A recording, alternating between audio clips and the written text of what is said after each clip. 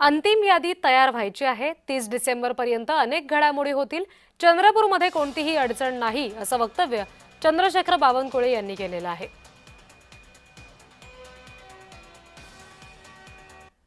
प्रत्येक महानगरपालिकेला वेगवेगळी चर्चा सुरू आहे आणि जोपर्यंत मला वाटतं की हे अंतिम काही एका दिवसात होणार नाही, फॉर्म भरेपर्यंत आणि 30 तारखेच्या 3 वाजेपर्यंत अनेक घडामोडी होणार आहे आणि त्यामुळं चर्चा सुरू राहतील।